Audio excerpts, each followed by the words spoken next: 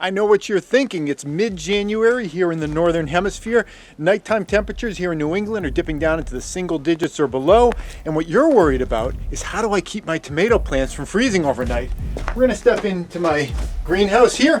And as you can see, in the greenhouse, we got lots of things growing. We got tomato plants, citrus trees, lots of other things growing. But with the nighttime temperatures dipping down into, like I said, the single digits or below, there is a risk of some of the things in here touching down to freezing because there's no heating the space other than what the sun provides. So in this video, we're going to be talking about some tips on how to protect your plants in the middle of January, because I know this is something that a lot of people are dealing with, and I have no idea why people say that I'm out of touch with the average prepper.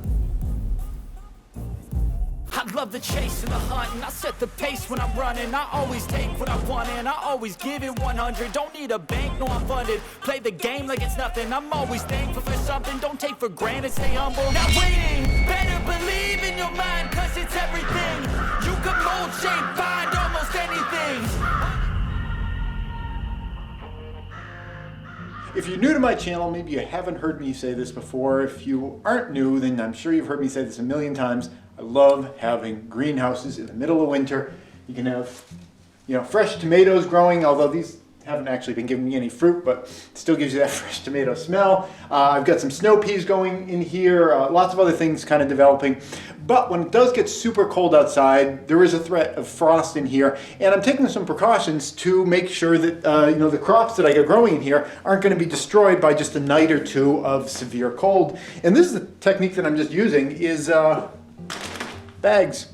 I think they're called cloches, maybe. You just take bags and you throw them over plants when there's going to be some frost, and it'll protect the plants overnight.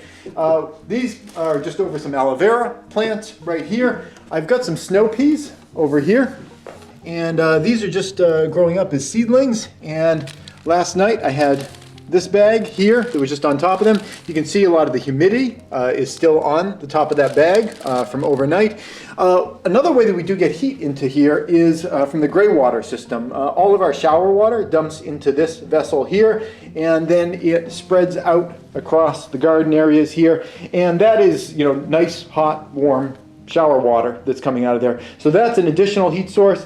The heat from that water goes down into the ground, so the ground absorbs a lot of that warmth and it spreads out across all these areas. But anything that you can do to try to capture that and hold it around the plants when it is going to dip down to cool temperatures, it'll help to protect them. I do have a thermometer in here so I can monitor things, and as of right now, the temperature in this greenhouse is right there.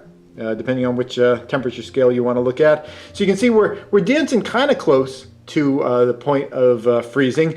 And today we haven't had any sun. So we've warmed up a tiny bit today, just with the limited amount of sun that we've had, but not very much. So tonight we're really going to be relying not on the stored heat that we're receiving in this area from the sun, but from a couple of different techniques that we're doing in terms of bringing in warmth from gray water, and covering whatever plants we can with bags. Some of them I'm not particularly concerned about. I mentioned at the beginning I wanted to protect my tomato plants, but to be honest, I don't really care.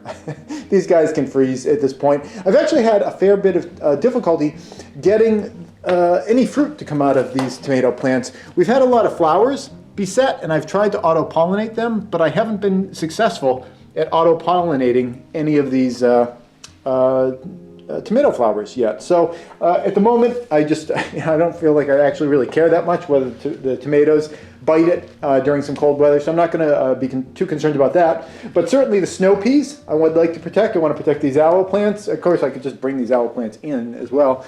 But some of the things that are in the soil, it's a little harder. We've got a little aloe in the soil here, some more snow peas. We got some garlic, which is actually going to be fairly cold hardy anyway. That won't really matter too much. But wherever possible, we're trying to just throw some plastic over things and protect them. That's it.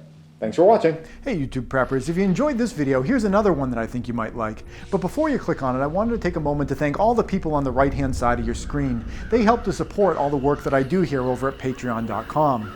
If you'd like to join them and get your name added to the list, the link's below.